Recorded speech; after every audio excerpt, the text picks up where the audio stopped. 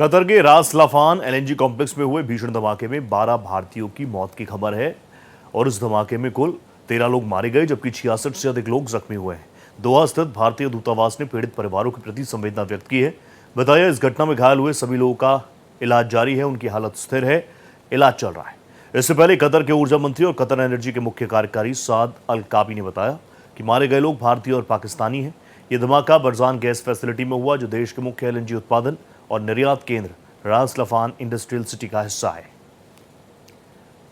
मेरे साथ मेरी सहयोगी कोमल शर्मा इस वक्त लाइव जुड़ चुकी हैं। आप जानते हैं ब्रिक्स की मीटिंग्स चल रही है एनएसएस की और उसमें अजीत डोवाल साहब ने भी अपना टेक रखा और उन्हीं की अध्यक्षता में पूरी मीटिंग हुई। क्या कुछ वहां से निकल कर आया, बात करते हैं सीधा कोमल जी से। कोमल जी, मुझे बता दीजिए कितनी इंपॉर्टेंट और क्या कुछ अब तक निकल कर आई चीजें। देखिए, आज की जो बैठक थी वो बेसिकली फोकस जिस मुद्दे पर थी और वो तो अहम है ही है, लेकिन साथ में इसमें चाइना के विदेश मंत्री जो हैं वांग यी वो भी इसमें सम्मिलित है। और ख़ास बात यह है कि इस पर फोकस इसलिए था क्योंकि चाइना न सिर्फ हमारा पड़ोसी देश है बल्कि उसके साथ जिस तरीके से खट्टे और जिस तरीके से संबंध रहे हैं लगातार चल रहे हैं और ऐसे में जो वैश्विक स्थितियां बन रही हैं उस पर किस तरीके का चीन का रुख रहेगा उस पर भी बहुत अहम जो है वो रहा। अब आज की अगर हम बात करें तो चाइना ने आज की बैठक के दौरान ये कहा, उनके विदेश मंत्री जो थे उन्होंने कहा कि क्योंकि चाइना और भारत दोनों ही एक बड़ी आबादी के देश है और देश की प्रमुख अर्थव्यवस्था के तौर पर इनको देखा जाता है, तो जो इनके मुद्दे हैं उसको वैश्विक तौर पर जो है वो देखे जाए और ये जो सीमा के मुद्दे हैं उनको भी एक सही जगह पे रखना चाहिए। यानी कि उन्होंने ये भी स्वीकार किया कि ब्रिक्स के जो चेयरमैन के अभी जिस तरीके से मेज़बानी भारत कर रहा है तो भारत का उसमें अहम भूमिका है, लेकिन जिस तरीके से भारत और चाइना है दोनों आबादी के मामले में दोनों ही बड़े देश है, दोनों ही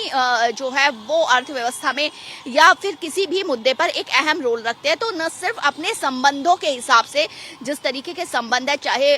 सीमा विवाद को लेकर के है या कई और साउथ ग्लोबल के हिसाब से अगर हम देखें तो ये दोनों को बहुत अहम भूमिका है, इसलिए उनके द्विपक्षीय संबंध जो है उस तरीके से आगे आने चाहिए, उस तरीके से जो है रखे जाने चाहिए। तो एक सकारात्मक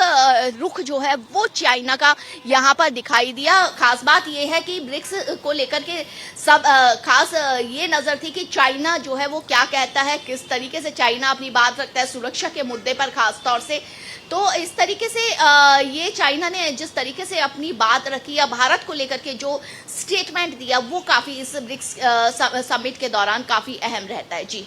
इसमें ईरान के भी एडवाइजर्स मौजूद रहे और वेस्ट एशिया में कितनी अनस्टेबिलिटी रही उसको लेकर एक शानदार रिस्पांस तो ज़रूर डोभाल साहब ने दिया। उन्होंने कहा मैं बहुत स्वागत करता हूं अमेरिका और ईरान के बीच जो एमओयूज़ हुए, लेकिन इजराइल ने वापस अटैक किया। बहुत सारी रिपोर्ट्स एफसी भी बता रही हैं कि वापस से स्ट्रेट ऑफ हॉर्मुज़ जो है वो कुछ डिस्टर्ब है। ऐसे में वेस्ट एशिया को लेकर यहाँ से कुछ पॉजिटिव निकलने की उम्मीद कितनी?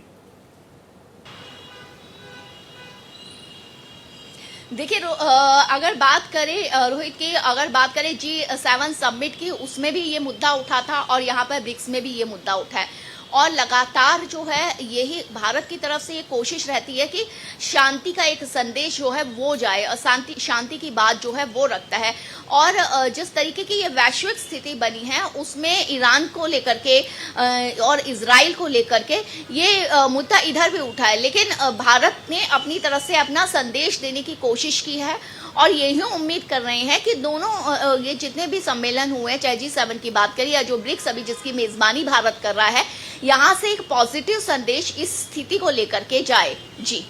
ब्रिक्स को लेकर अमेरिका खास तौर पर प्रेसिडेंट ट्रंप बहुत ज़्यादा खुश नहीं रहे। वो कहीं ना कहीं ब्रिक्स और क्वाड में तो खैर अमेरिका भी है, लेकिन ब्रिक्स को लेकर वो बहुत ज़्यादा खुश कभी नहीं रहे। वो हमेशा से मानते हैं कि ये ब्रिक्स के जो देश हैं जिसमें भारत तो है ही है, ब्राज़ील है, रशिया है, चाइना है, तो ये देश बहुत ज़्यादा एक साथ बैठे ही अमेरिका को पसंद नहीं आता। अभी इस बार के ब्रिक्स को लेकर अमेरिका का रिएक्शन किस तरीके से रहा? क्योंकि कुछ वक्त पहले चाइना भी पहुंचे हुए थे डोनाल्ड ट्रंप, अभी G7 समिट में प्रधानमंत्री मोदी से भी मुलाकात हुई, बहुत तारीफें रही। देखिए, एक महाशक्ति दूसरी महाशक्ति को पसंद नहीं करेगा, और चाइना और अमेरिका, आप समझ सकते हो कि जब अमेरिका का मतलब था तो चाइना से वार्ता भी की इस दौरान, लेकिन एक महाशक्ति दूसरे महाशक्ति को जो है वो पसंद नहीं करेगा, और इसलिए ब्रिक्स जो है वो प्रॉब्लमेटिक जो है वो लगता है अमेरिका को, क्योंकि वहाँ जो देश बैठते हैं कि इस मुद्दे पर अमेरिका अपनी धौंस जमाता रहा है, उस मुद्दे पर वहाँ पर कोई सॉल्यूशन ना निकले, कोई बात ना निकले, उसमें कोई वो महाशक्ति जो है वो आगे उस सॉल्यूशन को लेते हुए या उभरती हुई ना दिखाई दे। तो ये मुद्दा जो है अमेरिका के लिए बना रहता है, और इसी से अमेरिका को ब्रिक्स को लेकर के प्रॉब्लम है। एक आखिरी सवाल कोमल जी, भारत ने हमेशा से टेररिज्म को अपने कोर मुद्दों में से एक रखा है। कोई सी भी मीटिंग हो उसमें बाकी सारे मुद्दे जरूर होंगे, लेकिन टी फॉर टेररिज्म और टी फॉर टॉक्स, ये भारत हमेशा से कहता है टेररिज्म और टॉक्स एक साथ नहीं होगी। इस पूरे मामले को लेकर पिछले कुछ ब्रिक्स की समिट्स को देखा जाए तो भारत ने अपना क्रिस्टल क्लियर स्टैंड रखा है। आपको लगता है ब्रिक्स एक एंटी टेररिज्म स्टेट के तौर पर ग्लोबली उभर रहा है?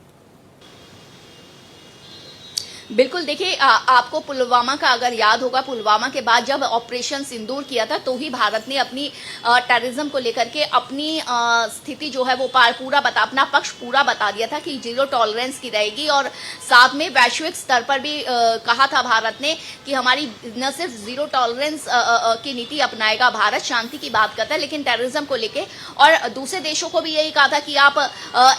इसके लिए एक डेफिनेशन सेट करिए, और इसके जो इसका फेवर करते हैं जैसे पाकिस्तान, उनका साथ ना दें, उनके खिलाफ खड़े रहे, इस तरीके के देशों के जो टेररिज्म को सपोर्ट करता है। तो जाहिर सी बात है, अगर सुरक्षा के मुद्दे को लेकर के ब्रिक्स में चर्चा होती है तो मुझे उम्मीद है कि इस मुद्दे को भी जरूर उठाया जाएगा, क्योंकि एक अहम मुद्दा है। अब ये है कि जो देश इसमें सम्मिलित हो रहे हैं वो कितना इस सेंसिटिविटी को टेररिज्म की लेकर के समझते हैं, तो और वो इसमें इस चीज को सपोर्ट करते हैं। देखिए, एक मंच पर सपोर्ट करना, और जब अगर बात करें हम, चाहे G7 की बात करें या किसी और समिट की बात करें, एक मंच पर बैठते हैं तब जरूर हामी की जाती है, लेकिन क्या उसके बाद भी वो अपने उस बयान पे, उस स्टेटमेंट पे टिका रहता है? वो देश खासतौर से अगर चाइना की बात करें,